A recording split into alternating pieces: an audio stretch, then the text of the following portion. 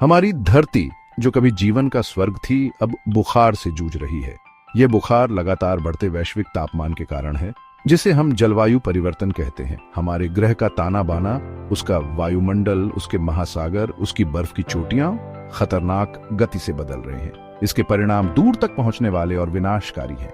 विशाल बर्फ की नदियां, ग्लेशियर अभूतपूर्व गति से घट रहे हैं। समुद्र का स्तर बढ़ रहा है, जिससे पूरे द्वीप और तटीय शहर डूबने का खतरा है। चक्रवात, सूखा और जंगल की आग जैसी भीषण मौसमी घटनाएं अधिक लगातार और तीव्र होती जा रही हैं। स्थिति की गंभीरता को नजरअंदाज नहीं किया जा सकता। जलवायु परिवर्तन कोई दूर का खतरा नहीं है, यह एक स्पष्ट और वर्तमान खतरा है। यह एक ऐसा संकट है जिसके लिए हमारे तत्काल ध्यान और ठोस कार्रवाई की आवश्यकता है। हम एक दौराहे पर हैं और आज हम जो चुनाव करते हैं वह हमारे ग्रह और आने वाली पीढ़ियों के भाग्य का फैसला करेगा। इस वैश्विक संकट के पीछे मुख्य अपराधी हमारे वायुमंडल में ग्रीनहाउस गैसों का बढ़ना है। कार्बन डाइऑक्साइड, मीथेन और नाइट्रस ऑक्साइड जैसी ये गैसें सूर्य से निकलने वाली गर्मी को रोक लेती हैं। ये बदले में ग्रह के क्रमिक रूप से गर्म होने की ओर ले जाता है। ये वार्मिंग प्रभाव ग्रीनहाउस में जो होता है उसके समान होता है, इसीलिए ग्रीनहाउस प्रभाव शब्द का उपयोग करते हैं। कई मानवीय गतिविधियां ग्रीनहाउस गैसों के इस निर्माण में योगदान करती हैं। कृषि, लॉगिंग और विकास के लिए जंगलों की कटाई, वनों की कटाई एक प्रमुख योगदान करता है। पेड़ प्राकृतिक कार्बन सिंक के रूप में कार्य करते हुए वायुमंडल से कार्बन डाइऑक्साइड को अवशोषित करते हैं। जब जंगलों को काटा या जलाया जाता है तो यह संग्रहित कार्बन वापस वायुमंडल में छोड़ दिया जाता है, जिससे ग्रीन हाउस प्रभाव तेज होता है। ऊर्जा के लिए कोयला, तेल और प्राकृतिक गैस जैसे जीवाश्म ईंधन का जलना एक और प्रमुख योगदान करता है। जलने पर ये ईंधन बड़ी मात्रा में कार्बन डाइऑक्साइड छोड़ते हैं, जिससे ग्रीन हाउस प्रभाव और तेज होता है। निर्माण और उत्पादन प्रक्रियाओं जैसी औद्योगिक गतिविधियां भी वातावरण में महत्वपूर्ण मात्रा में ग्रीन हाउस गैसें छोड़ती हैं। ये उद्योग अक्सर ऊर्जा के लिए जीवाश्म ईंधन पर निर्भर होते हैं और अपने संचालन के उपोत्पाद के रूप में हानिकारक प्रदूषक छोड़ते हैं। जलवायु परिवर्तन के प्रभावों को कम करने के लिए मानव प्रेरित कारकों को संबोधित करना महत्वपूर्ण है। जलवायु परिवर्तन एक खतरा बढ़ाने वाला कारक है जो मौजूदा असमानताओं को बढ़ाता है और सबसे कमजोर आबादी को असमान रूप से प्रभावित करता है। कम आय वाले समुदाय जो अक्सर अनिश्चित स्थानों पर रहते हैं और बुनियादी संसाधनों तक उनकी पहुंच नहीं होती है, जलवायु परिवर्तन के प्रकोप का खामियाजा भुगतते हैं। बाढ़ और सूखे जैसी भीषण मौसमी घटनाओं का इन समुदायों पर विनाशकारी प्रभाव पड़ सकता है। बाढ़ पूरे इलाकों को जलमग्न कर सकती है, घरों को नष्ट कर सकती है, परिवारों को विस्थापित कर सकती है और जल स्रोतों को दूषित कर सकती है।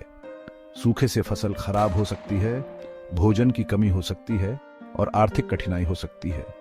इन समुदायों के पास अक्सर ऐसी आपदाओं से निपटने के लिए संसाधनों की कमी होती है, जिससे वे विस्थापन और गरीबी की चपेट में आ जाते हैं।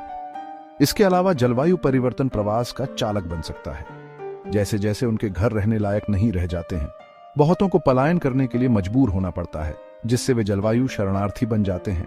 यह सामूहिक विस्थापन संसाधनों पर दबाव डाल सकता है और प्राप्तकर्ता समुदायों में सामाजिक अशांति पैदा कर सकता है। भाग 4, विस्थापित पृथ्वी के संरक्षक, सबसे आगे स्वदेशी समुदाय। प्रकृति के साथ घनिष्ठ सामंजस्य में रहने वाले स्वदेशी समुदाय जलवायु परिवर्तन से सबसे अधिक गंभीर रूप से प्रभावित लोगों में से हैं। नाजुक पारिस्थितिक तंत्रों में रहने वाली पीढ़ियों से विकसित उनका पारंपरिक ज्ञान और व्यवहार बदलते जलवायु से बाधित हो रहे हैं। कई स्वदेशी समुदायों के लिए उनकी भूमि केवल एक भौतिक स्थान नहीं है, बल्कि उनकी सांस्कृतिक पहचान, आध्यात्मिकता और आजीविका का स्रोत है। जलवायु परिवर्तन पारंपरिक शिकार और मछली पकड़ने के मैदानों को नुकसान पहुंचा रहा है, जिससे उनकी खाद्य सुरक्षा और सांस्कृतिक प्रथाओं को खतरा है। जलवायु परिवर्तन के कारण अपनी पैतृक भूमि से विस्थापन न केवल उनकी विरासत के साथ उनके संबंधों को तोड़ता है, बल्कि उनकी सामाजिक संरचनाओं और पारंपरिक शासन प्रणालियों को भी बाधित करता है। पारंपरिक ज्ञान और प्रथाओं का नुकसान जलवायु परिवर्तन के प्रभावों के प्रति उनकी भेद्यता को और बढ़ा देता है। भाग 5, घेराबंदी के तहत समुद्र तट एक आने वाला संकट। वैश्विक आबादी के एक महत्वपूर्ण हिस्से का घर तटीय समुदायों को जलवायु परिवर्तन के कारण चुनौतियों के एक अनोखे सेट का सामना करना पड़ता है। ग्लेशियरों के पिघलने और समुद्र के पानी के थर्मल विस्तार से प्रेरित समुद्र का बढ़ता स्तर इन समुदायों के लिए एक अस्तित्वगत खतरा पैदा करता है।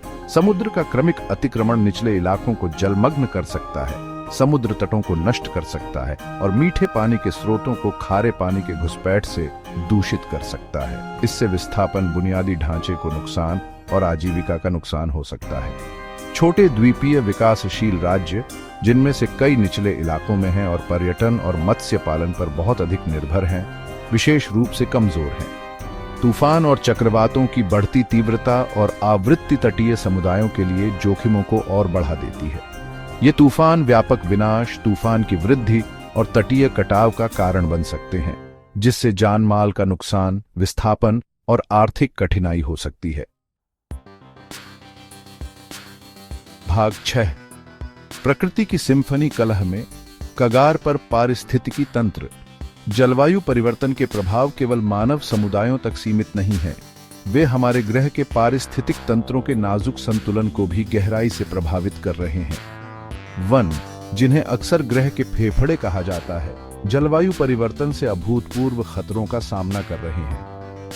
बढ़ता तापमान, वर्षा के पैटर्न में बदलाव और सूखे की बढ़ती आवृत्ति ऐसी परिस्थितियां पैदा कर रही हैं जो जंगल की आग के लिए अत्यधिक अनुकूल हैं। ये जंगल की आग अधिक लगातार, तीव्र और नियंत्रित करने में कठिन होती जा रही है, जिससे वन आवरण के विशाल पथ का नुकसान हो रहा है, बड़ी मात्रा में कार्बन डाइऑक्साइड वायुमंडल में छोड़ रहा है और जलवायु परिवर्तन को और बढ़ा रहा है। समुद्री पारिस्थितिक तंत्र भी जलवायु परिवर्तन का खामियाजा भुगत रहे हैं।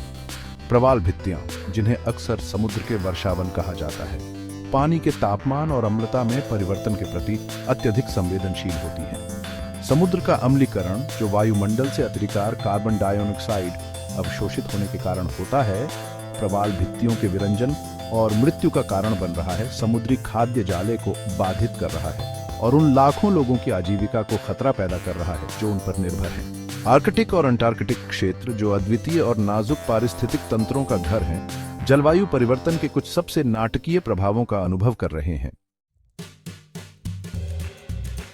भाग 7। कार्रवाई का समय।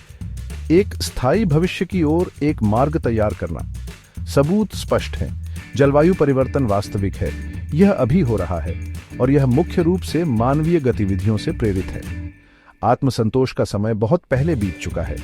जलवायु परिवर्तन के सबसे बुरे प्रभावों को टालने और वर्तमान और आने वाली पीढ़ियों के लिए एक रहने योग्य ग्रह सुरक्षित करने के लिए हमें अभी कार्य करना चाहिए और हमें निर्णायक रूप से कार्य करना चाहिए। निम्न कार्बन अर्थव्यवस्था में परिवर्तन केवल एक पर्यावरणीय आवश्यकता नहीं है, यह एक आर्थिक अवसर भी है। अक्षय ऊर्जा स्रोतों, ऊर्जा दक्षता, सतत परिवहन और हरित प्रौद्योगिकियों में निवेश करके हम नई नौकरियां पैदा कर सकते हैं, नवाचार को प्रोत्साहित कर सकते हैं और एक अधिक लचीला और न्याय संगत समाज बना सकते हैं। इस सामूहिक प्रयास में सरकारों, व्यवसायों और व्यक्तियों सभी की महत्वपूर्ण भूमिका है। सरकारों को ग्रीनहाउस गैस उत्सर्जन को कम करने, स्थायी प्रथाओं को बढ़ावा देने और जलवायु लचीलापन में निवेश करने के लिए महत्वाकांक्षी नीतियां लागू करनी चाहिए। व्यवसायों को स्थायी व्यावसायिक मॉडल अपनाना चाहिए, अपने पर्यावरणीय पदचिह्न को कम करना चाहिए और कम कार्बन वाले भविष्य के लिए नवाचार करना चाहिए। व्यक्तियों को अपने कार्बन पदचिह्न को कम करने, स्थायी उत्पादों और सेवाओं का समर्थन करने और परिवर्तन की वक्तृत्व करने के लिए अपने दैनिक जीवन में सचेत विकल्प बनाने चाहिए। हम मानव इतिहास में एक महत्वपूर्ण क्षण में हैं। आज हम जो चुनाव करते हैं वह आने वाली पीढ़ियों के लिए हमारे ग्रह पर जीवन के पाठ्यक्रम का निर्धारण करेगा। आइए उदासीनता पर कार्रवाई, निराशा पर आशा चुनें और साथ मिलकर हम सभी के लिए एक स्थायी भविष्य की ओर एक मार्ग तैयार करें।